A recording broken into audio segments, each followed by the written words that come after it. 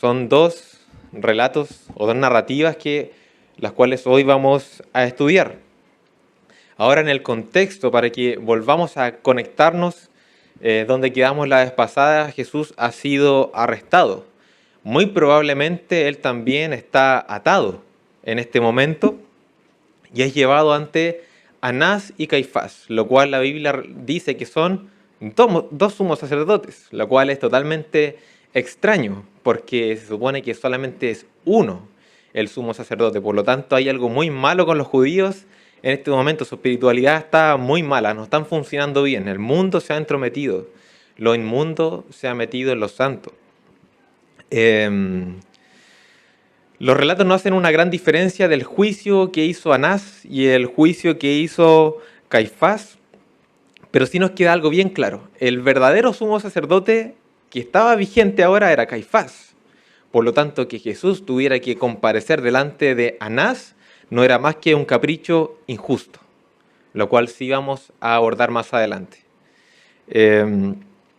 Hay algo que es digno de nuestra observación en los textos que nosotros hemos estado estudiando hasta ahora, desde el mismo arresto de Jesús.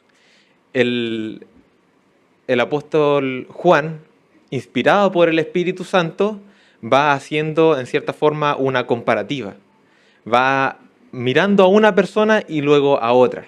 ¿A quiénes? Bueno, está mirando a Jesús y a Pedro.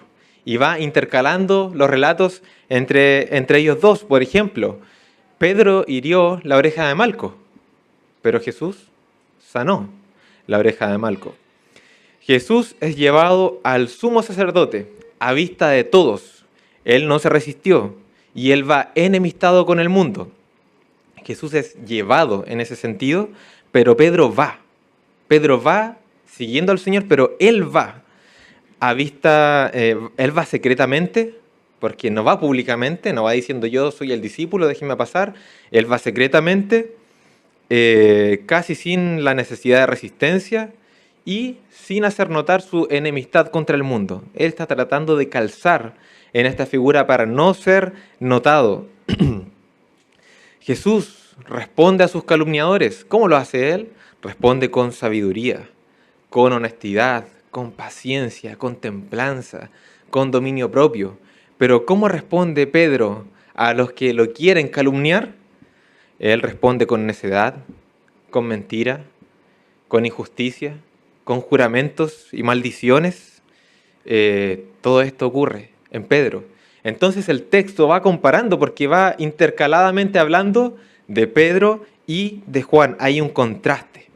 Cristo está en la boca del lobo. El único que está aquí en la boca del lobo, en las mismas fauces del lobo, es Jesús.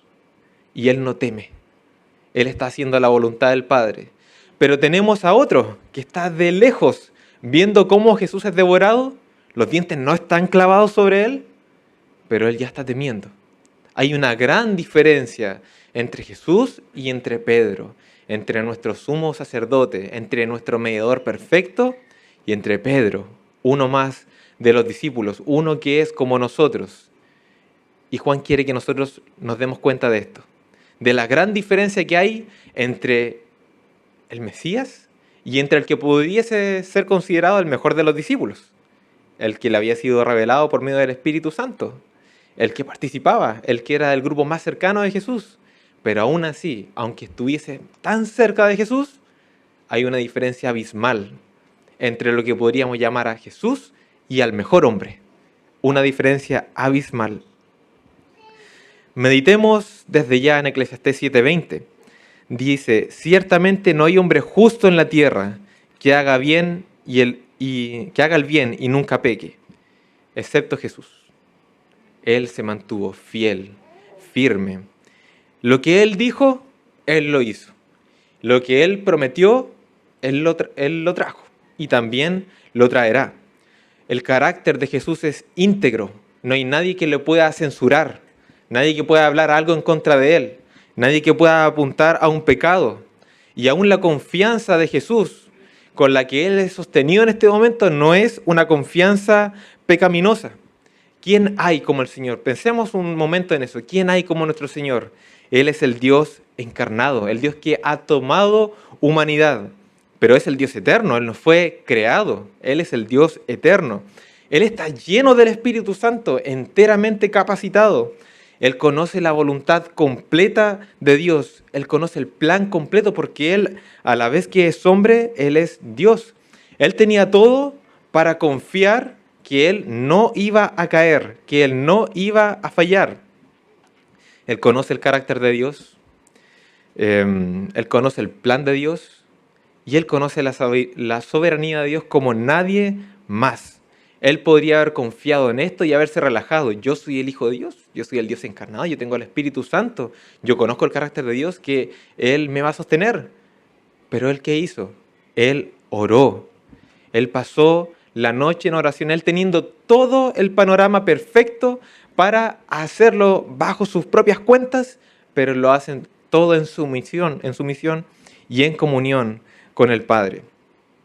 Es decir, su confianza no era jactanciosa. Cristo no actuaba con jactancia fuera de la voluntad del Padre, porque en Él no hay pecado alguno. Él se sometió en todo a la voluntad del Padre. Pero nosotros somos más como Pedro. Esa es la realidad nuestra. Nosotros somos muy faltos del conocimiento del carácter de Dios. Si yo le pregunto a usted, nómbreme por favor 5 atributos de Dios. Y por favor con versículos. Y dígame, ¿dónde está? ¿Dónde está la omnisciencia de Dios? ¿Dónde está su omnipresencia? ¿Dónde está su sabiduría? ¿Dónde está su justicia? ¿Dónde está su santidad? Pero demuéstremelo con la Biblia y no con argumentos filosóficos como solemos hacer. Porque como Dios es eterno, entonces Él tiene que ser inmutable y entonces Él tiene que ser perfecto porque lo contrario no es inmutable. Filosofía. En cierta forma no está mal, son consecuencias. Pero la Biblia va primero. Somos como Pedro, tenemos problemas con el carácter de Dios porque no le conocemos bien. Tampoco podemos nosotros jactarnos de tener la presencia del Espíritu Santo con nosotros, porque ciertamente el Espíritu Santo está con nosotros y nosotros somos cristianos y jamás nos va a abandonar, pero en muchas ocasiones el Espíritu Santo está contristado por causa de nuestro Espíritu Santo y muestra su lejanía y en cierta forma nos aflige mostrando que está lejos, aunque no nos abandona, pero nos muestra que no está congraciado con nosotros. Tampoco nosotros conocemos todo el plan completo de Dios de inicio a fin, de tal forma que uno diga, yo sé lo que iba a pasar y no hay absolutamente ningún problema. Así es Pedro, así somos nosotros. ¿Y qué es lo que hace Pedro? Él va y se mete en la cueva del oso sin la oración. Algunos, o Pedro de seguro, puede decir, si Dios quiere me va a librar, pero Dios te mandó a orar antes, como lo vamos a estudiar en Pedro. Alguien puede decir, sí, Dios es soberano, Él hace lo que Él quiere, pero en su soberanía Él también te da mandatos, y Él dice que debemos estar en la comunión con Él. Soy cristiano, tengo el Espíritu Santo, pero está contristado por causa del pecado. Estas verdades a medias no pueden traer consuelo, porque debe ser la verdad completa la que traiga consuelo. Si no, este consuelo y esta confianza no va a ser nada más que una confianza temporal. Va a servir en su momento para tapar un gran y profundo hoyo en el piso, pero en algún momento la caída va a ser inevitable. Por lo tanto, avancemos a nuestro texto. Vamos a comenzar estudiando de los versículos 19 al 24, lo cual he titulado las características de la obediencia de Jesús. La primera característica que me gustaría que pudiésemos notar es la sumisión y la comunión de Cristo.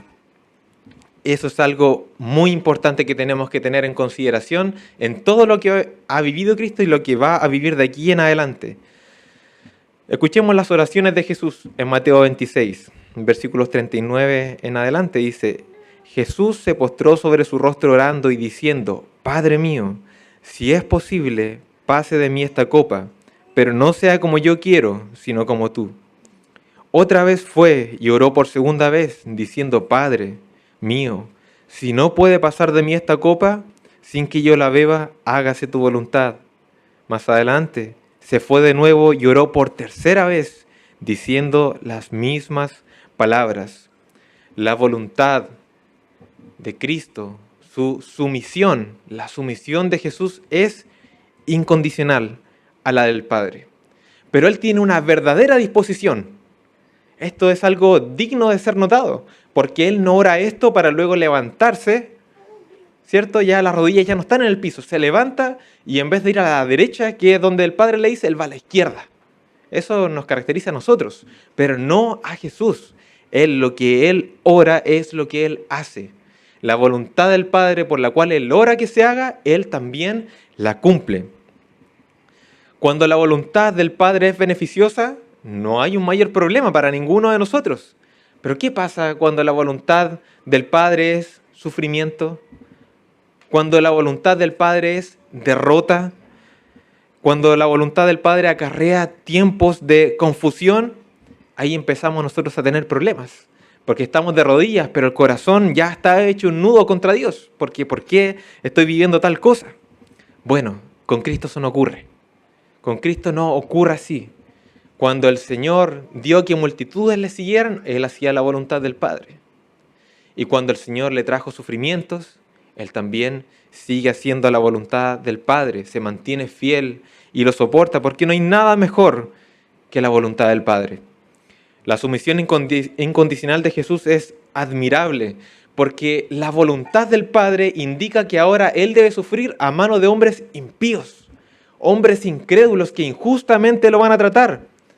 Y Él aún así se mantiene fiel al Señor. En esta comparativa entre Cristo y Pedro, nosotros lo que hacemos cuando vemos el carácter de Jesús es alabarle y engrandecerle aún más, porque esto nadie más lo puede hacer. Meditemos tan solo un momento en los sumos sacerdotes. El Antiguo Testamento nos detalla cuáles eran sus vestiduras. Eran vestiduras con mucha pompa, con mucha gloria, lino fino, púrpura, piedras preciosas, hombreras, engranajes de oro. Todo eso tenía el sumo sacerdote. Tenía escritas las tribus de Israel, tanto en las piedras preciosas del pecho, del pectoral, como también en sus sombreras. Pero aún lo peor, o lo mejor, si hubiese sido usado para bien, tenía una placa de oro en su cabeza que decía Santidad a Jehová. Estamos hablando de que Cristo debe padecer delante de un hombre impío, muy impío, que no hace para nada la voluntad de Dios, pero aquí en su frente dice santidad a Jehová, cuando no hay santidad a Jehová. Y Cristo debe sufrir ante este hombre impío. También hemos visto el sufrimiento que fue por medio de la traición de uno de sus discípulos más cercanos. ¿Quién puede soportar esto? ¿Quién puede callar ante esto? Ante este sufrimiento injusto. Por lo tanto, vamos aplicando brevemente. ¿Existe esta disposición en tu vida a la voluntad de Dios? ¿Estás dispuesto a sufrir injustamente si es la voluntad de Dios? Porque a veces vamos a sufrir a mano de incrédulos. Y esa puede ser, y de hecho probablemente va a ser la voluntad de Dios. ¿Y cuál va a ser tu forma de contrarrestarlo, tu forma de vivirlo? Porque Jesús podría decir en este momento, yo soy el Hijo de Dios, yo soy el Dios encarnado, yo fui el que mandé esas vestiduras, yo soy el Eterno. Y pudo haberlo fulminado en ese momento, pero Él se mantuvo para cumplir la voluntad del Padre. ¿Cuál es tu disposición? Vas a sufrir delante no solamente de impíos, sino también de algunos que van a ir con su Biblia en mano. Otros cristianos, supuestamente, cuyas frentes van a decir santidad a Jehová, pero sus vidas no van a decir lo mismo. ¿Cómo vas a sufrir en aquellos momentos? ¿Cuál va a ser tu reacción? ¿Vas a alegar? ¿Vas a empuñar tu mano hacia Dios y a su voluntad? ¿O vas a sufrir sometiéndote a la voluntad de Dios? Esta porción realmente pone de relieve la perfección de Cristo. Una perfección que nadie puede alcanzar. Segunda característica, sabia honestidad. Versículos 19 al 21. Demos lectura. Y el sumo sacerdote preguntó a Jesús acerca de sus discípulos y de su doctrina. Jesús le respondió, yo públicamente he hablado al mundo, siempre he enseñado en la sinagoga y en el templo, donde se reúnen todos los judíos, y nada he hablado en oculto. ¿Por qué me preguntas a mí? Pregunta a los que han oído. ¿Qué les haya yo hablado? He aquí, ellos saben lo que yo he dicho. El Señor demuestra su sabiduría impregnando su honestidad. Eso es muy importante, porque la verdad debe ser dicha, ¿cierto? No tenemos que mentir, la verdad debe ser dicha. Pero toda persona es digna de que se le diga absolutamente toda la verdad. Cada vez que me preguntan algo, ¿debo responder con absolutamente toda la verdad? No, no es así. No siempre es tiempo de decir absolutamente toda la verdad. Bien puedo guardar silencio. No estoy diciendo que se deba mentir. Estoy diciendo, puedo guardar silencio. O puedo hacer eco, como lo hizo Jesús aquí, de la verdadera ley de Dios y las implicaciones prácticas para ese momento. Cristo, cuando le responde ahora al sumo sacerdote, no le responde lo que él preguntó, porque le preguntó acerca de sus discípulos y su doctrina. Es decir, no le respondió lo que él quería oír, pero claramente que no mintió, sino que le dijo la verdad. Y aún más, se encarga de llevar todo esto a la ley de Dios, porque aquí estamos ante un tribunal que es completamente injusto. Aquí todo se está haciendo injustamente. Y eso es lo que Jesús le critica al sumo sacerdote y a todos los que estaban ahí. Cristo fue traído a un juicio que era ilegal en todos los sentidos, porque no debió haber sido de noche para empezar. Tenía que habérsele encarcelado probablemente y haber hecho el juicio de mañana. Estaba ante un sumo sacerdote anterior, Anás. Él debía comparecer delante de Caifás, que era el vigente. Ya estaba siendo tratado como culpable.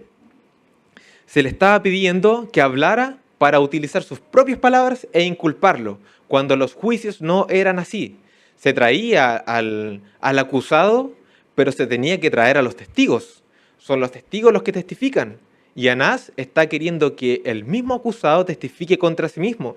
Esto es totalmente injusto. Y lo que Cristo le dice, yo tengo discípulos. Yo nunca he enseñado en secreto. Entonces, lo que ustedes tienen que hacer, sumo sacerdote, es ir a buscar a los testigos que están allá afuera y tráigalos acá. Jesús está hablando una verdad superior, una verdad mayor. La ley de Dios, que se respete la ley de Dios en este juicio. Vayan a buscar a los testigos suyos y que ellos testifiquen contra mí. Pero no tienen testigos. Solamente tienen acusación. Este juicio no es legal. El sumo sacerdote tampoco es legal, porque no es el vigente. Y eso es lo que nos sorprende a nosotros, la sabiduría del Señor, porque en este momento, a los ojos de todo el mundo, Cristo está siendo vencido. Tenemos un hombre probablemente atado frente a un tribunal, un concilio, que ya lo había condenado, tiene todas las de perder, pero es impugnable. No hay de qué acusarlo. Están todos pensando, maquinando qué es lo que pueden hacer, pero no tienen nada que hacer. Jesús está haciendo la voluntad del Padre, Él está venciendo, porque Él está viviendo el Evangelio, lo cual es su gloria, como lo estudiamos en Juan 17. Jesús debe morir, Jesús ha de morir. Viene la Pascua, donde se ha de sacrificar el Cordero, y tenemos al Cordero delante del sumo sacerdote en este preciso momento, no encontrándole ninguna falla, ninguna mancha, ninguna falta. Eso es algo impresionante, lo que hace el Señor. ¿Cómo se puede producir esto justo antes de la Pascua? Pero acaban de encontrar al Cordero perfecto, sin ninguna mancha. Ni siquiera lo pueden inculpar por palabras sacadas de contexto, porque tal es su sabiduría, que ni siquiera pueden hablar en contra suya por causa de sus propias palabras. Esto es injusto. Esto es muy injusto en todos los sentidos y en todos los términos humanos. ¿Sabe qué no sería injusto? Que usted estuviera ahí. No sería injusto que yo estuviera ahí. Y no estamos hablando de un tribunal justo. Estamos hablando de un tribunal corrupto. Pero aun si el tribunal fuese corrupto, yo debería comparecer y ser condenado ahí. Porque en mí no hay ninguna bondad. Si Pedro hubiese estado ahí, merecía ser castigado igualmente. Porque no importa lo que se diga, es culpable. pero no estamos hablando de Él, estamos hablando de Jesús. Sin embargo, Él tiene sabiduría y honestidad al mismo tiempo. En tercer lugar, templanza y dominio propio, versículos 22 al 23. Cuando Jesús hubo dicho esto, uno de los alguaciles que estaba allí le dio una bofetada, diciendo: ¿Así respondes al sumo sacerdote? Jesús le respondió: si he hablado mal, testifica en qué está el mal. Y si bien, ¿por qué me golpeas? Resuena la templanza del Señor. Esto, ya lo dije anteriormente, pero esto nuevamente es en extremo injusto. Es muy, muy injusto, porque incluso lo de Anás es un mero capricho. Fue dicho, creo que en Coronel, Anás era un sumo sacerdote, fue alguna vez, ya no lo era. Los comentaristas dicen que él tuvo aproximadamente 4 hijos. Todos fueron sumos sacerdotes. Sus yernos fueron sumos sacerdotes. Él manejaba muy probablemente el negocio del templo, donde los judíos tenían que ir a 3 fiestas al año, pero en esta fiesta en que había que hacer sacrificios, traía cada judío, el que podía traía su animal, pero ese animal tenía que ser inspeccionado. Pero no pasaba en la vara de Anás, porque a él le convenía que ese becerro, ese animal, fuera rechazado por una pequeña mancha o por cualquier cosa. Porque una vez rechazado el animal, tienen que comprar el que ofrece Anás a un precio excesivamente mayor, probablemente unas 10 veces más caro. Anás era odiado incluso por los mismos discípulos. También esto era muy injusto, porque si nosotros recordamos en Juan 11, del versículo 45 en adelante, ya lo habían condenado a Jesús. Y no lo habían condenado porque fuera justo, sino porque era conveniente, porque eso fue lo que dijo Caifás. Es conveniente que este hombre muera por todo el pueblo. ¿Cómo el sumo sacerdote va a hacer algo así por conveniencia? No dijo que fuese justo que muriese, sino que era conveniente. ¿Para quién? Para él, para su negocio y para los corruptos. La sentencia no era justa. Y aún cuando todavía no era él culpable, porque estaba en medio de este concilio, aún así se le bofeteó en el rostro, enfrente de todos. Una gran injusticia, y nadie lo defendió, ni nadie dijo absolutamente nada. No habían testigos, pero ante todo este mal panorama, Jesús se mantiene con templanza y con dominio propio, por el amor a la voluntad del Padre. Cuánta solemnidad en el Hijo que ha venido a morir por los pecadores, sufriendo a manos de pecadores, que muy probablemente algunos de ellos incluso pudieron conocerle después como Salvador. Pero Él se mantuvo en la voluntad del Señor. Te pregunto ahora también, ¿has vivido alguna injusticia? Yo creo que sí. ¿Quién hay que no vive injusticias? Vivimos en un mundo que es muy injusto. Pero ¿cuál fue tu reacción? Recuerda, haz memoria. ¿Cuál fue tu reacción cuando encontraste que estabas sufriendo algo injustamente? Te comento, nadie ha sido tratado más injustamente que el Hijo de Dios. Y miren su templanza, miren su dominio propio, miren su sumisión a la voluntad del Padre. ¿Saben qué caracteriza a un cristiano? La santificación, el dar fruto.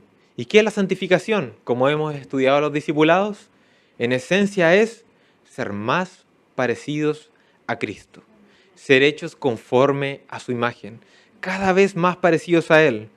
Por lo tanto, ¿cómo vas en este asunto? ¿Cómo vas con esto de parecerte más a Cristo en los sufrimientos injustos que el mundo te presenta a manos de hombres pecadores? ¿Cuáles son tus reacciones?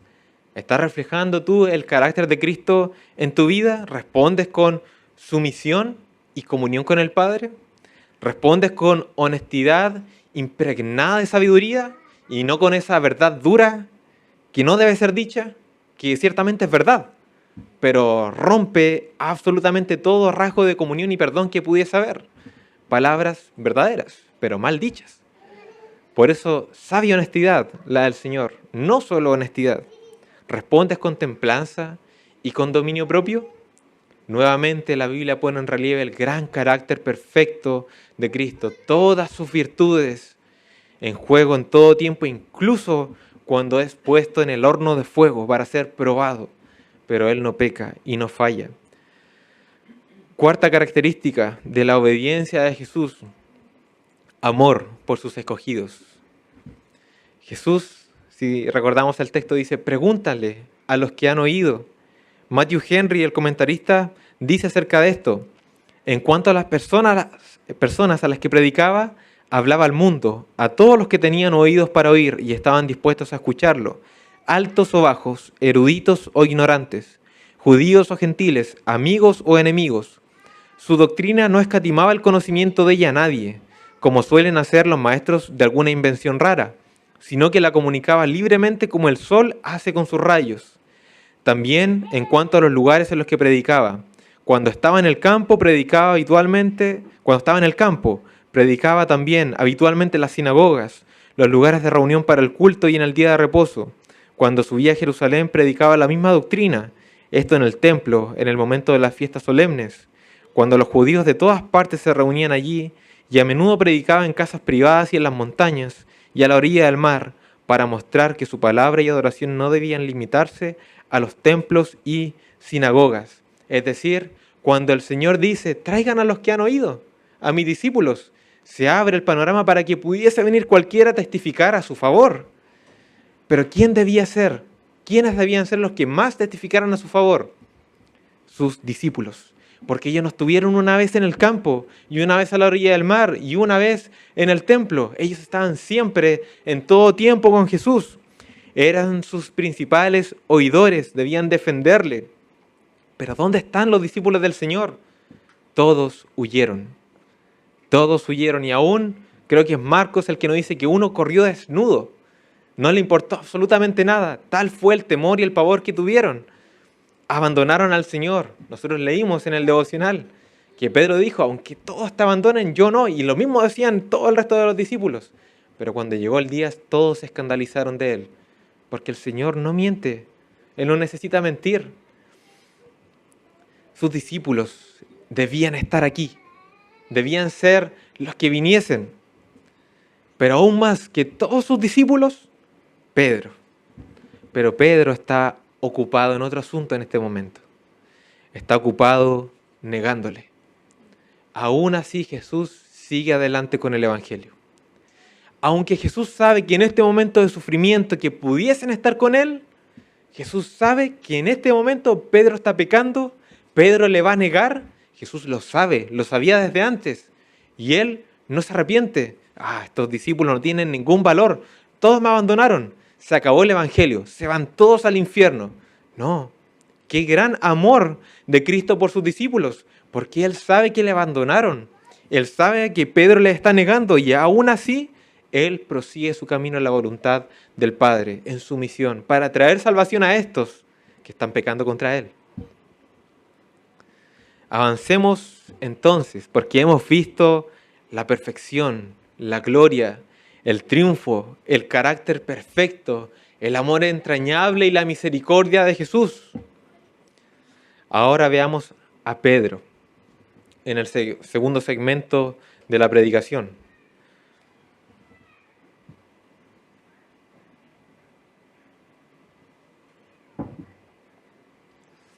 Lo cual le he puesto por nombre la caída de Pedro. La caída de Pedro, o la desobediencia de Pedro, para poder contrastarlo con la obediencia del Señor. Aquí se nos hace un poco más fácil estudiar la caída de Pedro, porque Él es como nosotros.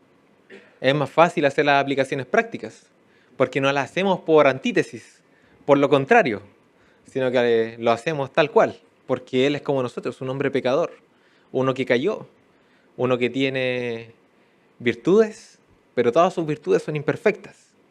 Aún lo mejor no es bueno. Ese es Pedro. Y así somos nosotros. Primer aspecto de la caída de Pedro: comunión con el mundo. Versículo 25 de nuestro texto. Estaba pues Pedro en pie, calentándose. ¿Qué fuego era ese? Ese era el fuego del mundo. Cuando nosotros vamos a cantar es en este perfecto amor que encontramos entre el esposo y la esposa. La esposa dice en Cantares 8, ponme como un sello sobre tu corazón, como una marca sobre tu brazo, porque fuerte es como la muerte del amor, duros como el Seol los celos, sus brasas de fuego, fuerte llama. Las muchas aguas no podrán apagar el amor, ni lo ahogarán los ríos. Si diese el hombre todos los bienes de su casa por este amor, de cierto lo menospreciarían. La esposa hablando acerca del amor de este esposo, una brasa de fuego, fuerte llama. Aún las muchas aguas no pueden apagar este amor, este fuego, ni los ríos podrían apagar este fuego. Así es el amor de Dios por su pueblo. ¿Qué amor se puede comparar? Si comparamos fuegos, ¿dónde puede haber más calor que en este gran fuego de amor de Dios por su esposa? Pero Pedro, ¿dónde está? Pedro está pasando frío en el mundo, en las brasas de este mundo. Aún en el amor de Dios se le pueden echar ríos y ríos y su amor no perece, no se apaga. Pero este fuego de hombres en el cual Pedro se está calentando en este momento, este fuego se va a apagar solo. Tan solo basta que lo dejemos de mirar. No le eches más leña y se va a apagar solo. Ese fuego no será eterno. Pedro va a volver a estar congelado, va a volver a estar entumido. Ese es el gran problema de buscar en el mundo lo que solamente Dios puede dar. Nadie puede dar el amor que Dios puede dar. Sin embargo, Pedro está buscando en este momento una comodidad humana. El problema con esto es que esta comodidad humana, para satisfacer su necesidad corporal momentánea, le va a llevar a tener comunión con los pecadores y con el pecado. Y aún más lo está haciendo cuando su propio Señor está allá y Él no tiene paz interior, pero aún así está a las brasas del mundo. Pongámoslo en términos más comprensibles, para ver lo lejos o lo profundo que está cayendo Pedro en este momento. Si un día estás en tu casa y un familiar tuyo tiene una urgencia vital, ¿vas a mirar el tiempo en tu celular para ver si está lloviendo, a dónde vas? ¿O vas a abrir el mapa para calcular la ruta más corta y gastar menos benzina? O si es de noche te vas a preocupar de tu pijama y de qué es lo que traes puesto, porque no vaya a ser que pases frío también en la urgencia, en el tiempo que estés esperando. Todas esas cosas van a ser sin importancia, porque cuando hay una urgencia, algo muy importante, no hay frío, no hay hambre, no hay de esas necesidades. Pero Pedro sí en este momento, porque él no cayó aquí, él cayó mucho antes. Y eso es algo de suma importancia. Solamente podemos explicar esta gran caída de Pedro en el lugar en el que está ahora si nosotros nos enfocamos en todas las caídas previas que él tuvo hasta este momento. Tenemos que estudiar esta caída desde mucho antes. ¿Ustedes recuerdan cuando Jesús reprende al maestro? Reprende a su maestro, porque él dice que debe morir. Y él le dice, no, jamás te ocurra eso a ti, ten compasión de ti mismo. ¿No debía él haber creído en aquel momento? Él tuvo incredulidad, porque el maestro le dijo, tú me vas a negar. Y él le dice, no, todos sí, pero yo no. Él debió haber pedido ayuda en ese momento, pero él manifestó su incredulidad. Él no le creyó al maestro, él fue autosuficiente. Él hablaba de sí mismo en términos mayores, porque el mismo Dios encarnado le está diciendo, Pedro, tú me vas a negar. Y él no se conmueve por eso, sino que él autosuficientemente dice, yo me mantendré fiel, aunque tú me digas lo contrario. Eso es un gran pecado, esa es una caída previa. Es más, él también, el Señor le dice, ustedes oren aquí, yo voy a ir a orar allá arriba porque mi alma está afligida hasta la muerte. Acompáñenme durante este tiempo.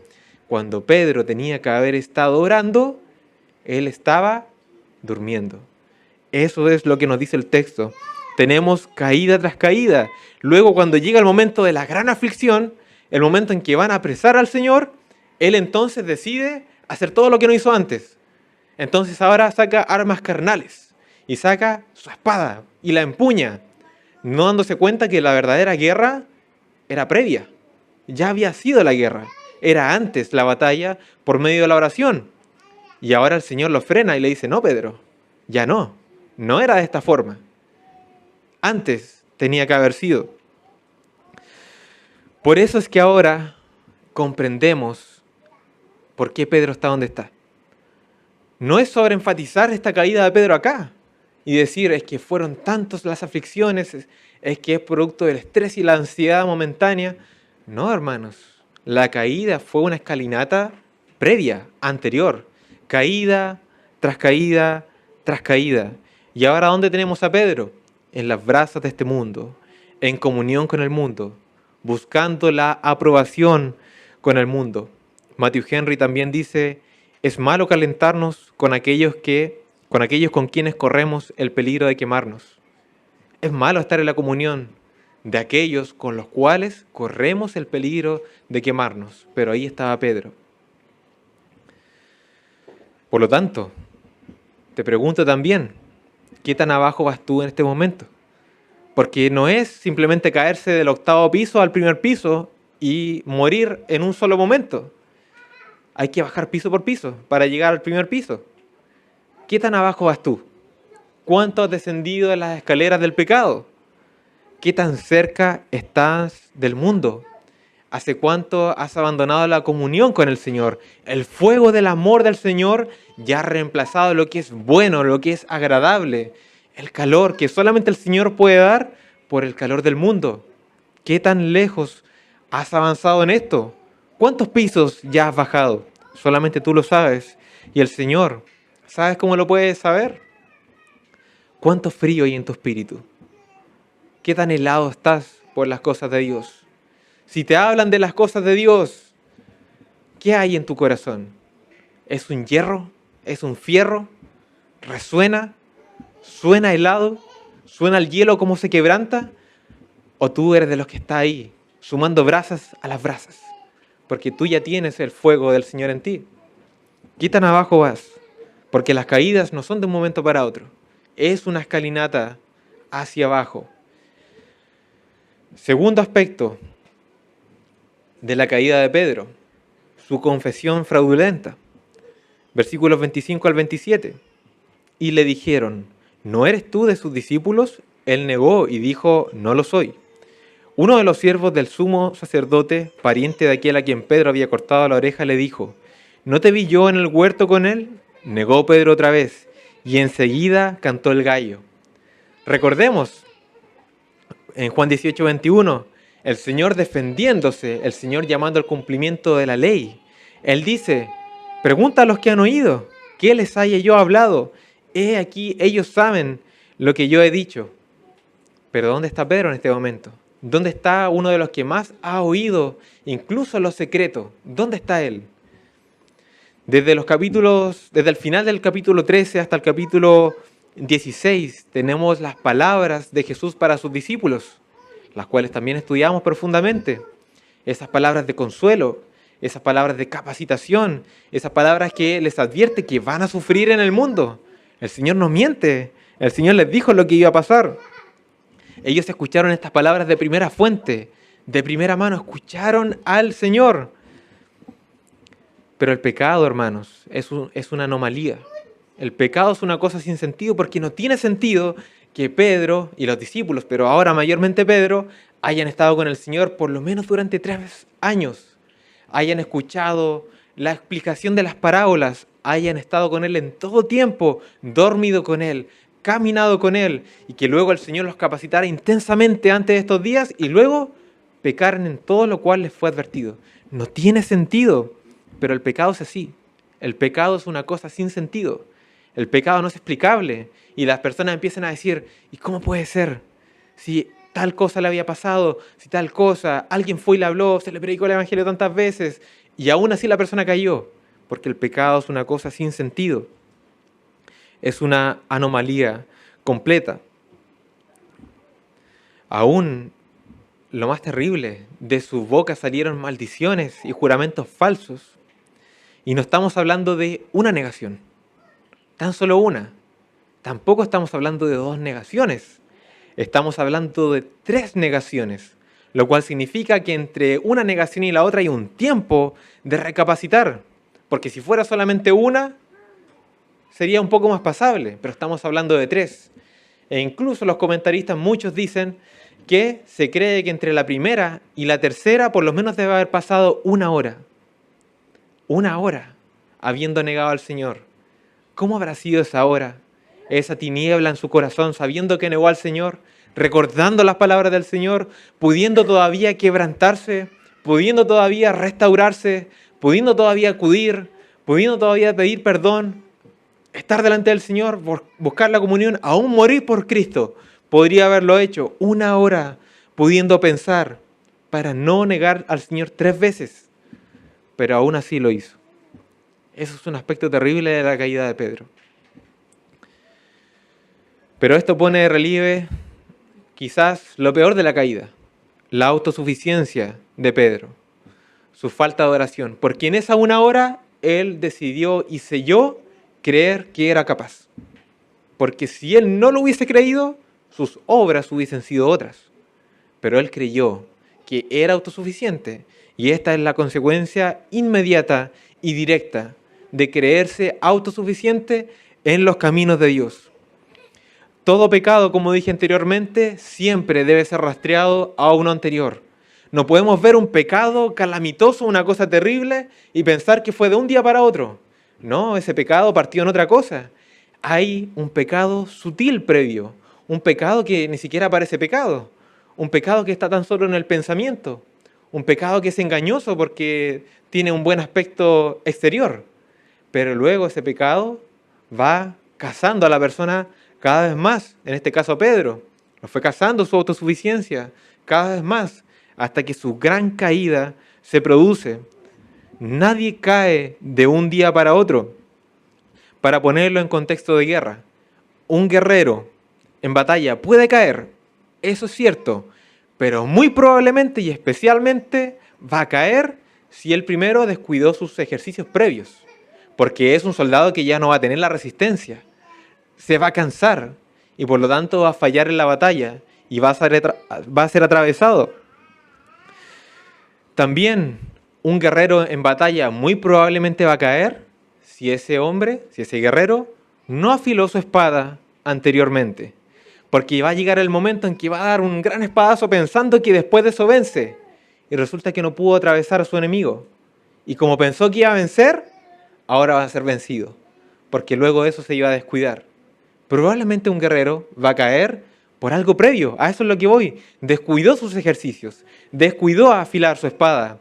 Y también, muy probablemente va a caer si su armadura está oxidada, porque no la mantuvo previamente. Llega el día de la batalla y su armadura es fácilmente penetrada, porque no trabajó anteriormente.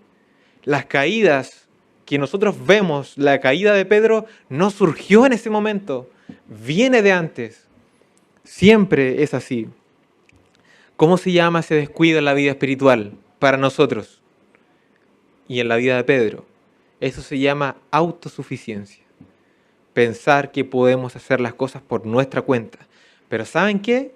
La autosuficiencia no sirve para nada en los caminos de Dios. No sirve absolutamente para nada en los caminos de Dios.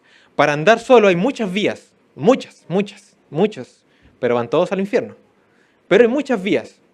Pero para andar con Dios, solamente existe la vía de la comunión con Dios, no de andar solo. Y no solamente andar solo con Dios. ¿Cuántas personas nos hemos encontrado en los evangelismos que ellos oran todos los días y todas las noches, pero no van absolutamente a ninguna iglesia? No le predican a nadie, pero les parece bien que nosotros andemos predicando en las calles. Para andar solo hay muchas vías, pero el cristianismo no se puede vivir solo, porque en primer lugar tenemos que estar en comunión con Dios. En primer lugar. Y en segundo lugar, tenemos que andar en comunión con los hermanos. Porque usted no puede andar abrazando la cabeza, como dice siempre el pastor Miguel, abrazando la cabeza, pero solo la cabeza. El cuerpo por allá lejos. No. Nuestro mediador, Él es la cabeza, Cristo, pero Él tiene un cuerpo. Y nosotros le amamos a Él por completo. Y lo que Él ama, nosotros amamos. Si Él ha amado la iglesia, nosotros también amamos la iglesia. Abandona cualquiera de estas dos comuniones y te aseguro que en algún momento vas a caer. Ese es el testimonio de la Escritura. Porque sin Dios, sin la fortaleza del Espíritu Santo y aún sin la comunión de los hermanos que el Señor fortalece para que cuando nosotros estemos débiles, seamos fortalecidos, nosotros vamos a caer. Porque el que se separa de la comunión con Dios y se separa del cuerpo, que es la iglesia, está demostrando una cosa: jactancia, autosuficiencia, pensar que puede hacer las cosas por sí mismo y por sí solo. Pensemos aún en lo siguiente respecto de la autosuficiencia.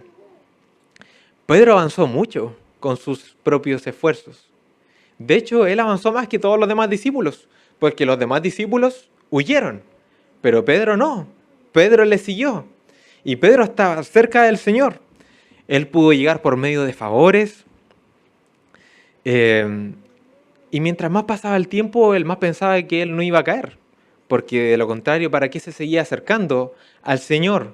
Él fue muy jactancioso, Pedro, muy autosuficiente. Pero mientras más cerca estuvo del Señor, peor fue su caída. Más vergüenza cayó sobre él, porque él jactanciosamente pensaba que podía solo, que podía en contra de la voluntad de Dios. Por lo tanto, esto es algo que todos nosotros debemos meditar mucho. Todo tu avance en la carrera de la fe. Medita tan solo un segundo. ¿Dónde partiste cuando el Señor te halló en el mundo y te restauró? ¿Dónde estás ahora? ¿Qué es lo que tú haces? ¿Cuáles son tus dones? ¿Cómo ejercitas tus dones? Predicación pública, predicación privada, consejería, exhortación. Quizás tienes dones musicales, tocas muy bien o cantas muy bien. ¿Sabes consolar? ¿Sabes evangelizar? ¿Cuánto has avanzado? ¿Cuánto has avanzado? ¿Qué tan estimado eres para el pueblo de Dios? ¿Cuánto te aman los hermanos? Piensa en eso, pero pregúntate lo siguiente: ¿has sido autosuficiente en todo este andar? ¿Piensas que tú lo has hecho por tus propias fuerzas? Eso es fácil decir que no, pero ¿tú piensas que eres necesario? Responde sinceramente. ¿Piensas que eres necesario para la casa de Dios, para el plan de Dios? ¿Piensas que si tú desapareces le va a faltar algo al cuerpo? ¿Que así de necesario eres? ¿Piensas que eres bueno o buena en lo que haces? Y piensas que es bueno que lo hagas tú, porque cuando lo haces tú, traes una edificación que el otro no lo puede traer. Y de hecho, cuando ves que otro lo está haciendo, tu pensamiento es: uy, yo lo hubiera hecho mejor, pero no, nada que hacer. Lo tiene que hacer la otra persona. ¿Esos son tus pensamientos? Entonces eres un jactancioso. Eres un autosuficiente porque crees que los dones son tuyos. ¿Crees que lo has conseguido tú para tu gloria? ¿Crees que eres necesario? Nadie es necesario. Nosotros podemos perecer, esfumarnos de un día para otro. La palabra sigue siendo predicada. Muchos han desertado de la fe, muchos han muerto. Los primeros que predicaron, ya no hay ninguno vivo.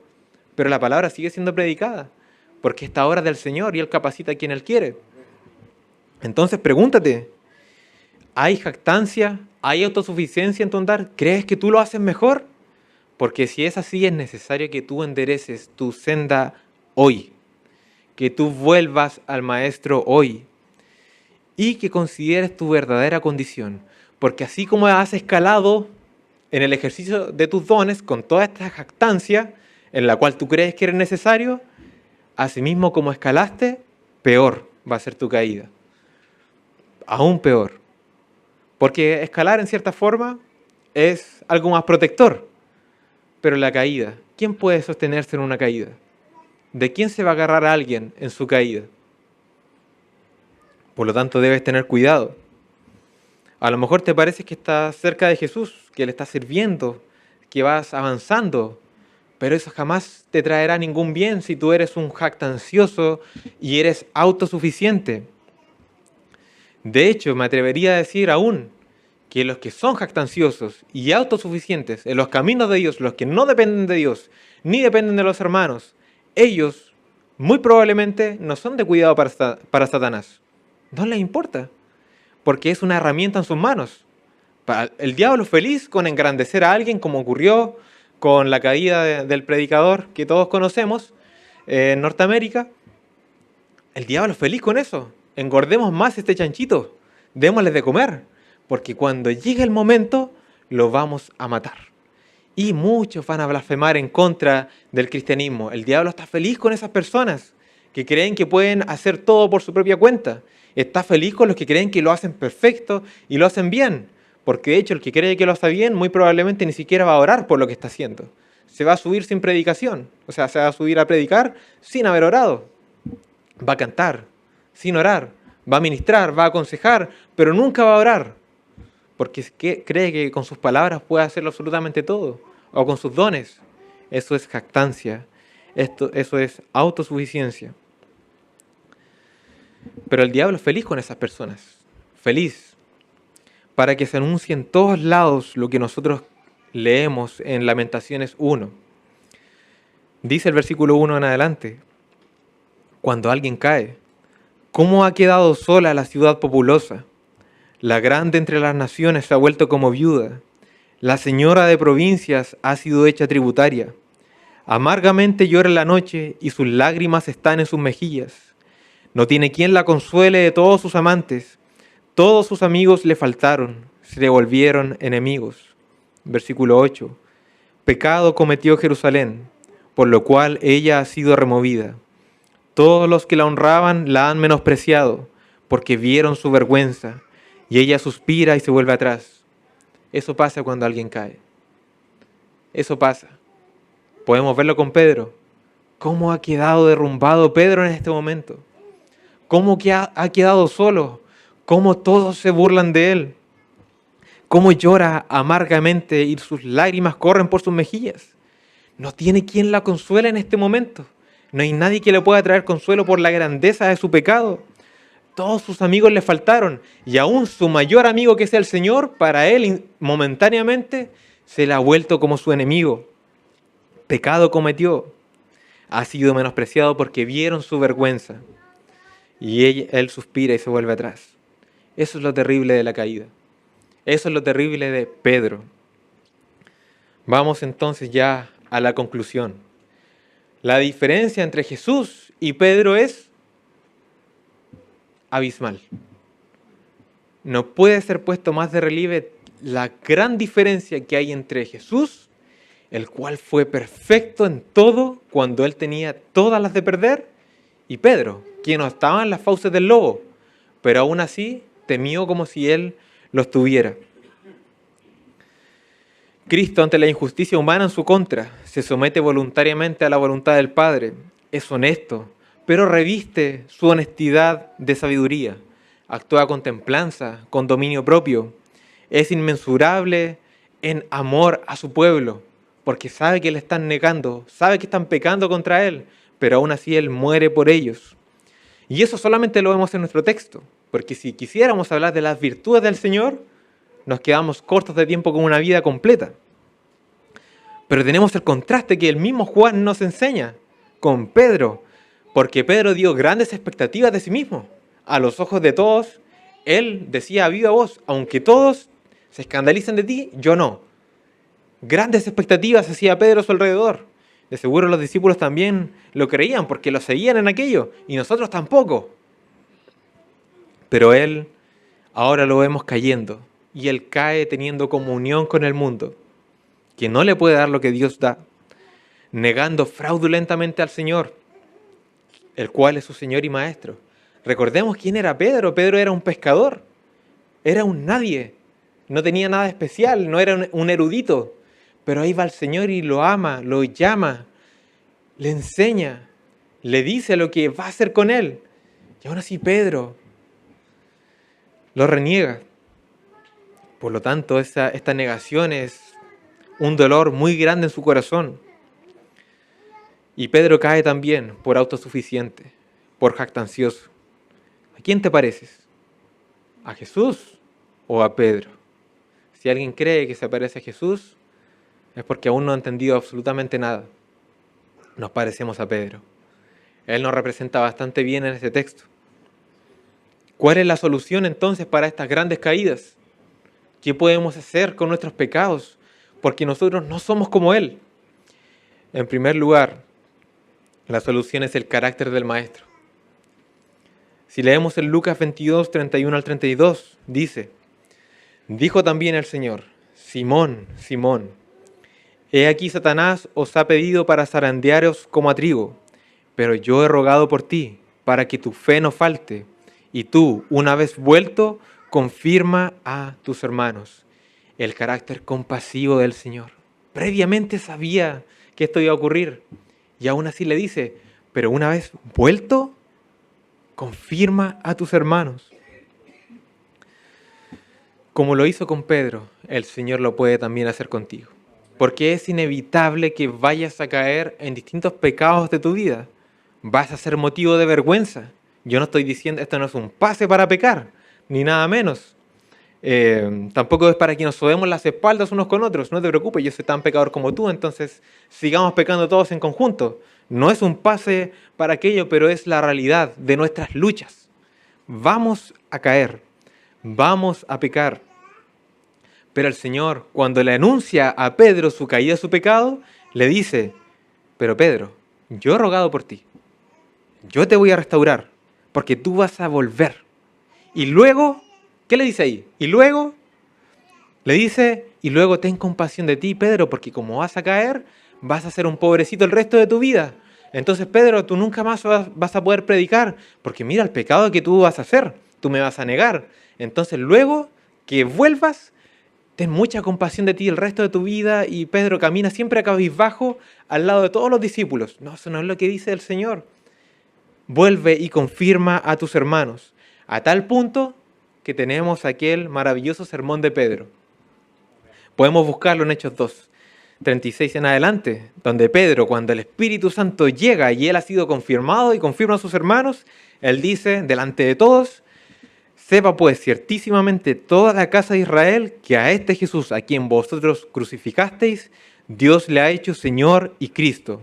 Al oír esto se compungieron de corazón y dijeron a Pedro y a los otros apóstoles: varones hermanos, ¿qué haremos? Pedro les dijo: arrepentíos y bautícese cada uno de vosotros en el nombre de Jesucristo para perdón de pecados y recibiréis el don del Espíritu Santo. Nada de Pedro el pobrecito, ¿cierto? Que así algunos viven toda su vida no aceptando el perdón del Señor, pobrecitos, sino al contrario, como nosotros cantamos, firmes hacia adelante, porque la restauración del Señor es real. Él olvida los pecados, eso queda atrás. Entendemos que la conformación de la iglesia tiene ciertos oficios, los cuales tienen requisitos, los cuales no podemos negociar, pero un cristiano debe predicar el Evangelio. Ha sido restaurado, que trabaje sus dones porque tiene dones. Todo cristiano va a tener dones porque el Señor ha repartido todo su pueblo. Por lo tanto, nada de pobrecitos. El Señor borró el pecado. El Señor restauró. Hay que continuar. Ese es el carácter de nuestro Señor. Él perdona. Él perdona los pecados y esos pecados que Él perdona no vuelven a aparecer delante de Él. Él los toma y los echa en lo profundo del mar, queriendo decir que nunca más vuelven a ser recordados. Él restaura y capacita para servirle nuevamente con sumo deleite. Pero reconociendo, hermanos, que nosotros tendemos a abusar con mucha facilidad de la gracia, reconociendo que nosotros somos abusivos de las bendiciones del Señor, debo mencionar también un segundo aspecto de la solución del Señor para las caídas, que es el sufrimiento. No puede haber restauración si primero no hay sufrimiento, para luego ser sanados. Si nosotros acudimos a Lucas 22, dice: entonces vuelto el Señor, miró a Pedro, y Pedro se acordó de la palabra del Señor que le había dicho: antes que el gallo cante, me negarás 3 veces. Y Pedro, saliendo fuera, lloró amargamente. Es necesario que nosotros, cuando caemos y cuando pecamos, volvamos al Señor a mirarle directamente a sus ojos. No mirarle tan solo un poco, como queriendo huir rápidamente de su santidad, rápidamente de su carácter justo. Hay que mirarle a los ojos, porque Él nos está mirando a los ojos a nosotros, y debemos ser consumidos por esa mirada. Porque si tú, hermano, puedes pecar y luego puedes hacer una oración de 2 minutos o de 1 minuto y sentir que fuiste completamente restaurado y ahora me dijeron que nada de pobrecitos, así que vamos firmes y adelante. Pero en ti no hubo compunción, en ti no hubo lamento, en ti no hubo llanto, en ti no hubo dolor, no hubo frustración, amargura. Si en ti no hubo nada de esto, es porque probablemente tú no eres cristiano. Porque el verdadero cristiano se va a doler. Entonces sí, la restauración del Señor es cierta. Su perdón es ciertísimo. Ni siquiera el diablo puede ir allá a volver a traer los pecados que el Señor olvidó. No se puede, es imposible. El Señor no nos condena por lo que Él nos perdonó. Pero aún así el proceso de la restauración no es ajeno al dolor en nuestro corazón. No es ajeno al dolor. Dios aflige a los suyos para luego restaurarlos. ¿Ustedes recuerdan Oseas capítulo 6, versículo 1? Donde el pueblo dice, venid y volvamos a Jehová, porque Él arrebató y nos curará, hirió y nos vendará. Por lo tanto, ¿qué es lo que hace el Evangelio? El Evangelio con nuestros pecados nos llega y nos perdona de un momento para otro. Primero el Evangelio lo que nos hace es que nos muestra nuestra incapacidad, nuestra injusticia, nuestra maldad, el carácter verdadero del Señor. Eso es lo que hace el Evangelio y nos deja en el piso.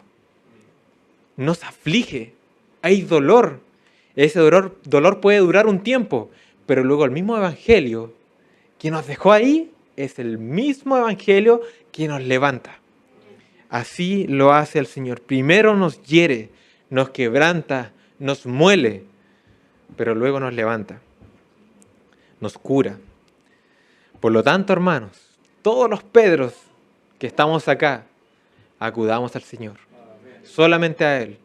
Juan es muy explícito en dejar al Señor y su carácter perfecto, en la cima inalcanzable, pero se encarga de poner a los hombres en su lugar.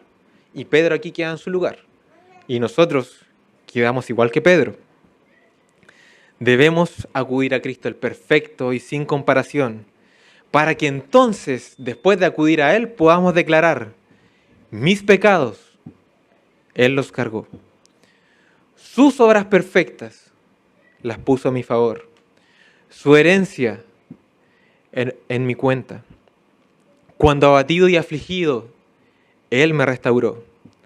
Por lo tanto, bendito sea el nombre del Señor. Y que siempre esté en nosotros el decir lo que dice aquella canción. No soy yo, Cristo en mí. Solo Él tiene el valor. Oremos, hermanos.